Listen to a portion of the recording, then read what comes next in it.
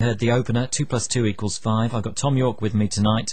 And what can you tell us about Snakes and Ladders, as it's otherwise known? Oh, right. Don't know. Just like that, that was one of the titles that for the record that we kept running around, but didn't make it. Don't know. It seems to me that sit down, stand up is a phrase that ties in a lot with my understanding of this record, in the sense that you're kind of questioning what we have to do in life, in society, or whatever.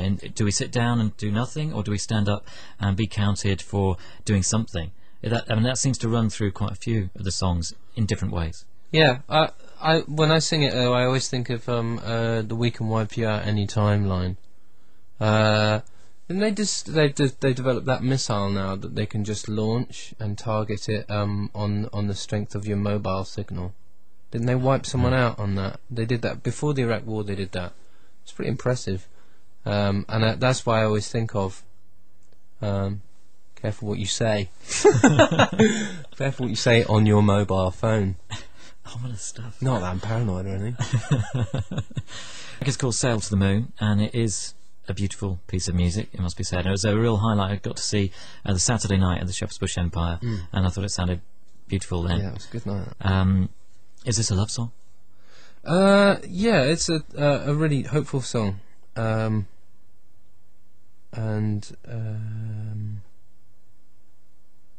quite personal, and that's about all I can say about it, really. Brush the cobwebs out of the sky. Don't know, that's from somewhere, but I cannot remember. Oh yes, it's from Bagpuss. Excellent.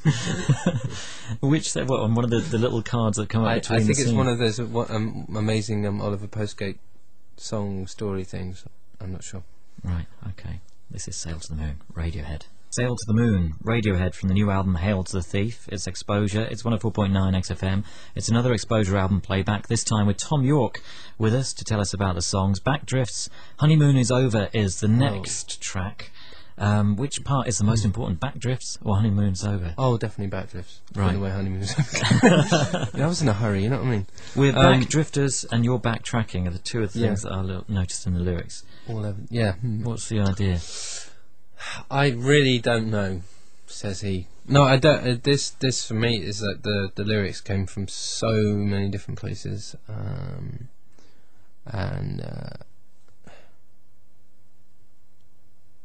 sounds good in your car. A good one to drive to. Yes, yes. How do you go about collecting lyrics then? I mean, do you take notes of different things and then? Well, I mean, you can't get two more opposites than the one you just heard, "Sail to the Moon," which was the lyrics, and I mean the whole song was sorted down in 10 minutes really, and this one, which was a bunch of samples kicking around for years that I didn't know what to do with, and then this melody starts forming, and Cozzy and Johnny started programming this stuff with it, but really I had to really struggle with the words. It drove me crazy. I had to try every trick in a book, cut them up endlessly, recut them, did it again and again and again. And the really peculiar thing is that the song originally comes from an episode in Japan where we were trying to travel to a gig on like a bullet train, and we got stuck in a snowdrift. And I'd never sort of, you know, that cliched thing about a blanket of snow, and I'd never actually seen it absolutely pure. There was nothing, you couldn't see anything, you could just about make up that it was so high it was covering cars almost until the top, and as before we actually hit the snow drift, as we flew along, the snow would fall from the branches, you know, and it was just completely dreamlike. And at the time I was doing what ended up being a sample for this thing in this QY70 machine, and it all. So originally it was all based around that, and then even some of the words are cut up from the original lyric from that never made it anywhere, and the samples are cut from that period. But then it mutated again into something else, and then something else, and then something else. So it's that cut up endlessly thing, I guess. And then finally you arrive at something that is a finished, which is very version. much like a performance, which is the weird bit, but there you go. Yes. Backdrifts, Radiohead, from the new album Hail to the Thief. It is Exposure, it is XFM, and Thom Yorke is with me tonight. Go to Sleep is the next track, Little Man Being Erased. Oh, now, yes. I love the juxtaposition, I must say, of the whole thing with the subtitles of both the album title and all the songs, because it adds a real element, and there does seem to be this dichotomy all the time. I mean, if you're going to look at the lyric booklet and go through it, it's often as if there's a kind of call and response thing in some of the songs, as if one person saying one thing and then yes, definitely that. One person saying the other. So you ask absolutely. a question, then somebody else gives a reply. Well, it's two sides of the coin a lot of the time, I suppose. Which can't be. There's definitely two prevailing voices. Yeah, I agree with that. Little Man Being Erased is an animation that Stanley did, which is going to be on the website probably. That was again another possible title for the record, which is nice but didn't fit. And the words to this were very much written all the way down the all the way down the line. It's like, okay, I'm going to have to, I'll change all these at one point because this is all nonsense, blah blah blah. And then actually end up in the studio, and it's like, okay, now we're going to do this one. I'm going, okay, I need to rewrite the words, and then reading through the words I'd got, the notes, and just discovering that I'd actually got something really coherent without actually having really made the effort to do it, or rather I couldn't see it. So it's actually the lyrics I'm most proud of on the record, I think. Listening to London's 104.9 XFM, it is Exposure. John Kennedy with you until 1, and tonight we've got another Exposure album playback. It is the brand new album from Radiohead, Hail to the Thief. The song you just heard was Go to Sleep, otherwise known as Little Man Being Erased. The next track is Where I End and You Begin, which is a great title. Another love song, possibly. I mean, that's... Oh, now let's have a look, shall we? Yeah, go on. It's just the idea of the two becoming one. Maybe I'm just an over-romantic. Or the opposite. I really don't know what on earth these words mean. I do know I went through a phase where I couldn't actually... where I couldn't get back into my head. I'd walk around and I'd be... I could sort of see myself from above. It's not much fun, I tell you. No, I don't think it would be. And the song originally stemmed from that. I will eat you alive and there'll be no more lies. God knows. Constant cannibal thing. Ugh. I'm going to get it out of my system one day. Well, let's see what we all make of this. This is Where I End and You Begin, Radiohead.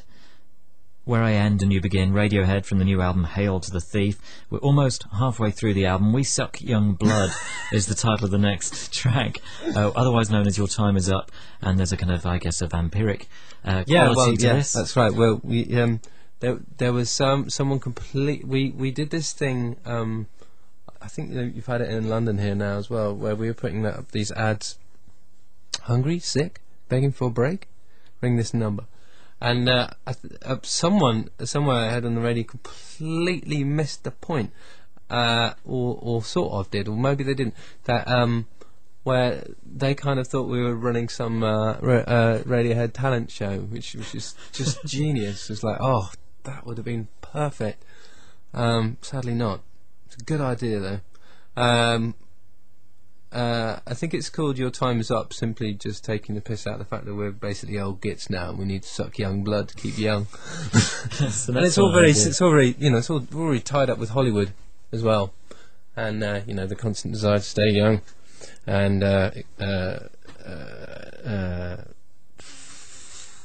fleece people, suck their energy. Corporations, corporate media groups love to do that. Blah blah blah. It's not really about the music business as such, and definitely much more about the glamorous world of Hollywood. Right. And I mean, the music seems to tie in with the lyrical theme in a way. It's quite sexy as well. Yeah, it has that kind of work song clapping thing, and then there's a little New Orleans jazz freak out type thing. Yeah, I've always wanted to do the slave ship tune, and this is definitely it. Now, what film was it? There's a film where, I don't know. To me, it always reminds me of being in the bottom of the ship with all the slaves rowing the boats. Radiohead and The Gloaming from the new album Hail to the Thief. It's another Exposure album playback. You're listening to 104.9 XFM. John Kennedy with you until 1. And I've got Thom Yorke with me to tell us about this album. The Gloaming was the alternative title of the album, Hail to the Thief. Yes. And it's been described, the gloaming, the darkness, is what this album is all about. Can you explain a little bit about The Gloaming? Well, it's not really... definitely a sense of foreboding. Gloaming, I looked it up, and it does have lots of associations with dream state stuff, and it's a very out of fashion poetic word for Twilight. In fact, the only time you see it is on dodgy folk records. Well, maybe they're not dodgy. I don't know anything about folk music. I'll dig myself out of that one shortly. But it ties in again with the Hail to the Thief thing, because every time I went through this phase of driving around in Twilight for various reasons, down endless country roads on my own, listening to loud music, and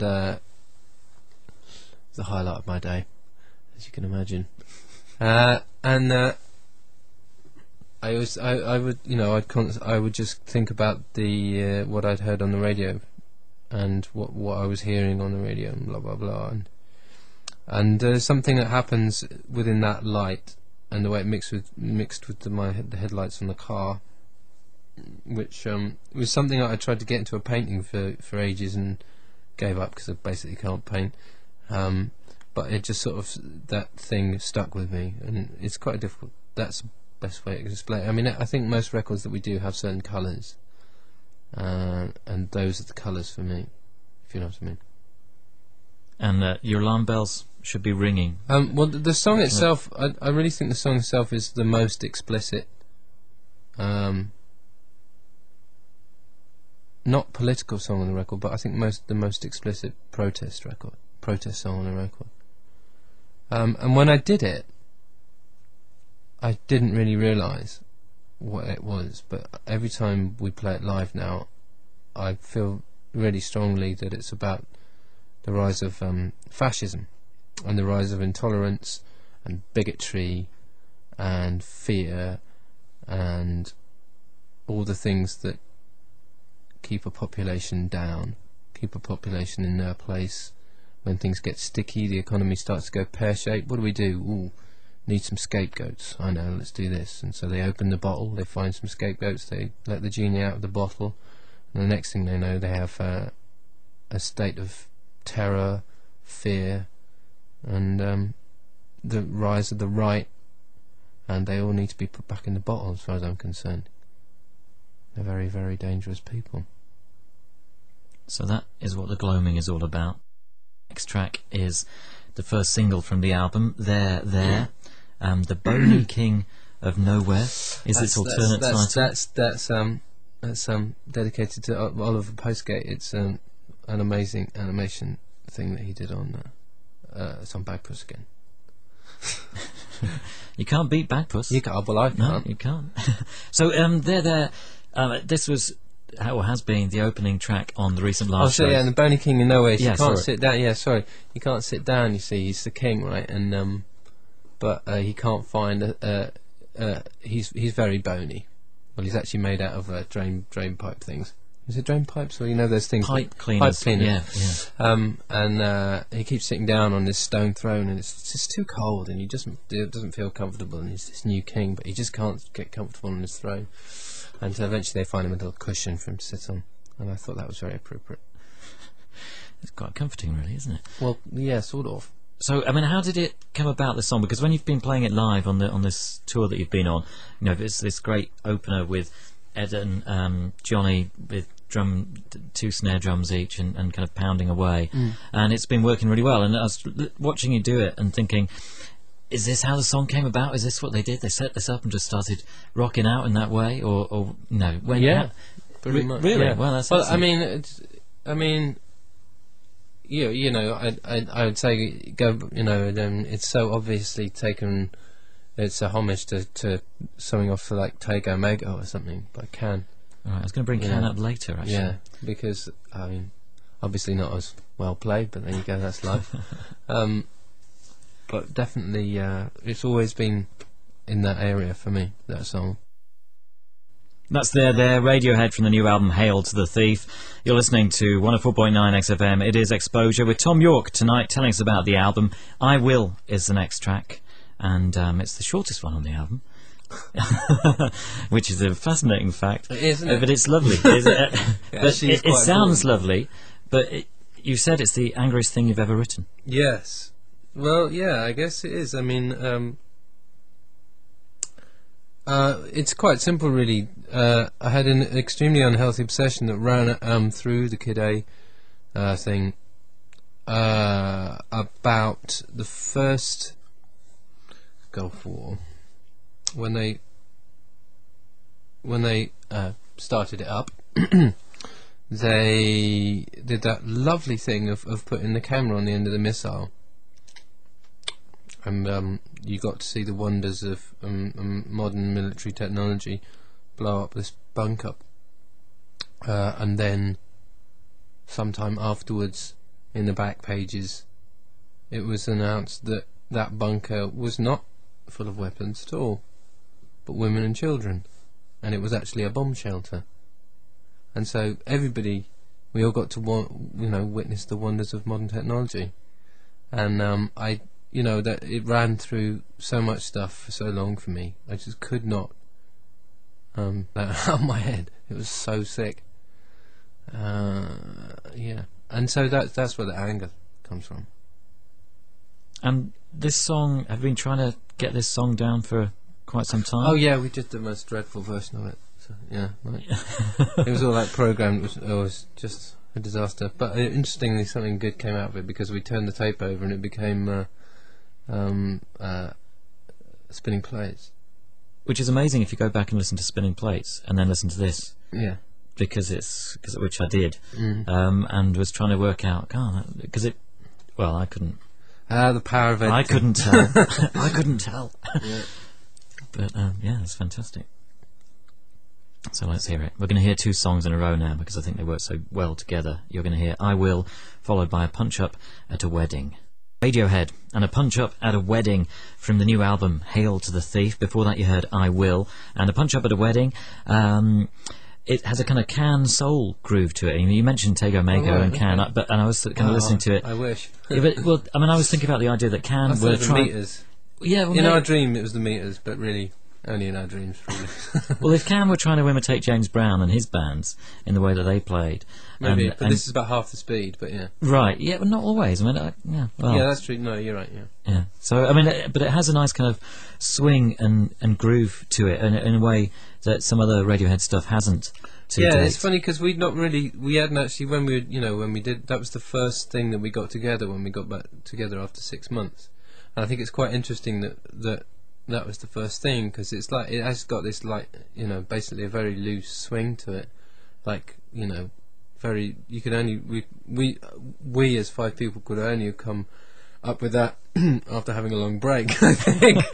and it was interesting because Nigel was like, in a way, it's interesting that he sort of said, you've never really done anything like that before, where the whole thing is just based around a sort of baggy swagger thing. Baggy's not the right word. Swagger anyway.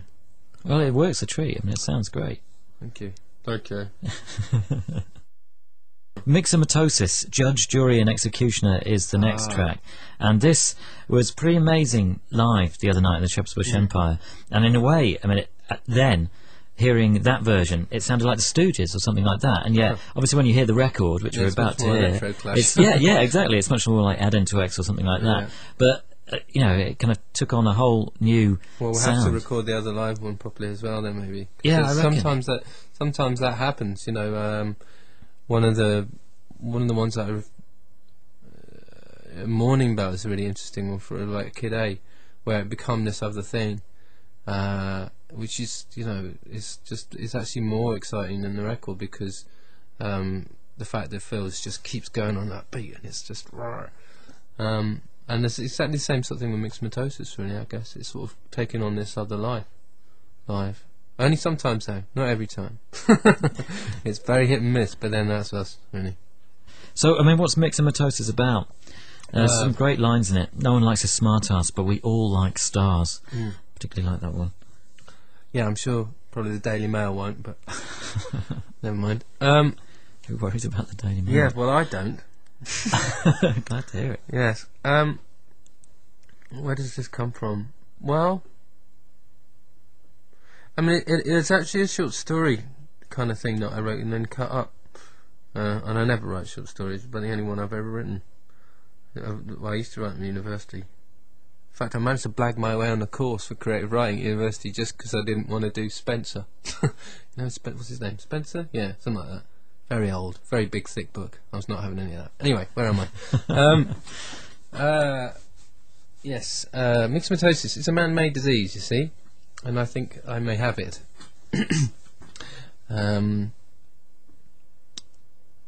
I think it's kind of maybe got a lot of that as an absurdist thing in it. Like there's obviously something wrong with me. I'm obviously missing something here. I must be ill.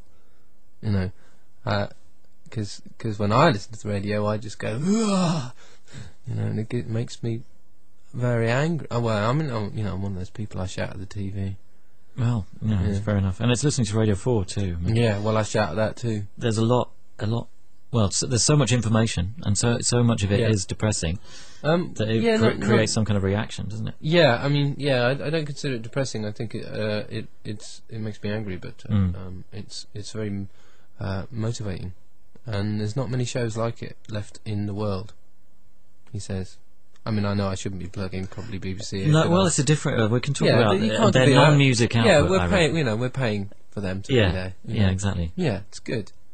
Whereas so there you go. This one's for radio. This is for the Today programme. Mixomatosis, Radiohead, from Hail to the Thief. Scatterbrain, As Dead as Leaves is the next track. And you mentioned this earlier on when we were talking about the genesis of the album or whatever. And it seems to combine that kind of specifics, but also universal things at the same time that you do quite a lot. Yeah, it seems to me. Yeah. Yesterday's headlines blown by the wind. It come up. The song itself.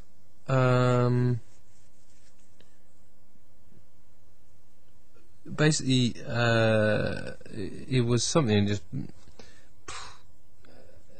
it's a really, really difficult song to describe where it came from, because on the surface it really was just an instant where those things happened. But at the same time there was a lot of other stuff going on which gave them significance. And my favourite type of weather in the whole wide world is extreme winds. I just get really excited. Oh dear. Well, fair enough. It is quite exciting. I mean, there was one time. Yeah, it is a bit dangerous. There was one time when I have a house in the middle of nowhere, and the house next door, the roof blew off, and we just watched it, and it was exactly like Wizard of Oz. It was fantastic. And this was a similar instant in the city, really. So do you seek out this kind of weather condition? Yeah, man. I'm out there. I don't care if slates come flying off. So you're going straight to the eye of the hurricane whenever you can. Right, man. Excellent. Right, Scatterbrain. Bear that in mind when you hear this. Yeah, but it's kind of a love song as well, in a way. Really? Yeah. Oh, that's it. That'd be revealing too much. That's all you got. That's Scatterbrain, Radiohead.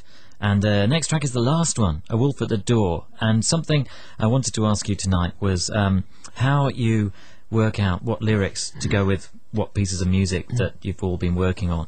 Because obviously from what you've been saying tonight, I mean, you accumulate words and lyrics often, over a period of months, period of years maybe.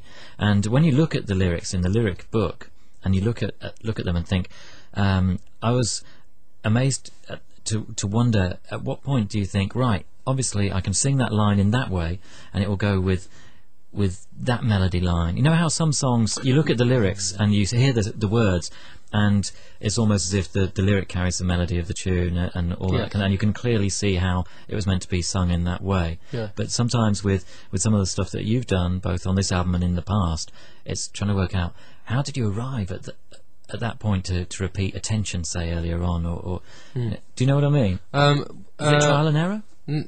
It depends on the track. I mean, with this, it was about a rhythm, and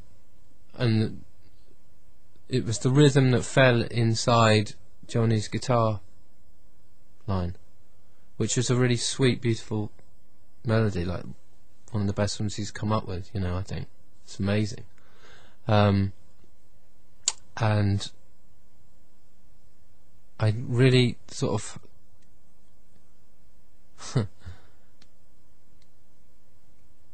just had that rhythm sort of infected my head.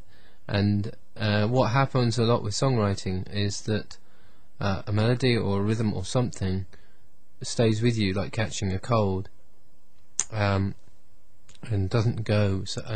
And during that time, what happens is that I can then fit things onto it. It all sort of fits and glues together, and whatever words. It can. Sometimes it's crazy because it can almost be anything. It can be like nonsense, total nonsense. But it's when you get that. If you could catch the cold, then the nonsense makes sense. If you know what I mean. It's like it's like you're getting beamed it or whatever, or you're doing a Ouija board and someone's pushing your hand. That's what it's like, and it's not a pleasant experience necessarily. I mean, this was a deeply unpleasant experience. Actually, writing the words for this and, for this particular track, the state of mind I was in. Yeah, but what constantly carries it through is the fact that I'm sitting essentially underneath this beautiful melody that Johnny's written. So it's okay, it makes it okay to sort of be in that state of mind, which is what I use music for a lot of the time. Not all the time, but a lot of the time. And the actual words themselves, to me, don't hold the same significance as they might do for other people, because it literally is what was in my plastic bag, the carrier bag that I was carrying around that day. If you understand what I mean, that's just what was there. I mean, I walked around for 2 days, going stark raving mad, which happens sometimes, and with a plastic bag with all these notes in it, and that was the song, Bagman. That's what it should be called. Not It Girl Ragdoll. Well, It Girl Ragdoll was just again, I don't know where it's just this thing I really liked. Don't know. And A Wolf at the Door again continues that fairy tale aspect. Yes, I guess. Yes, it does. Yeah, that's just the usual paranoia thing, I guess. I give the Wolf at the Door, but he calls me on the phone, tells me all the ways Daddy's gonna mess me up, steal all my children if I don't pay the ransom, and I'll never see him again if I squeal to the cops. It's kind of blackmail. I was gagged. I had a gagging order served on me, indirectly at one point, over something which I obviously can't tell you about. Yeah. But I have to say, gagging orders are the most unpleasant legal invention known to man. They are sick. They are bad news.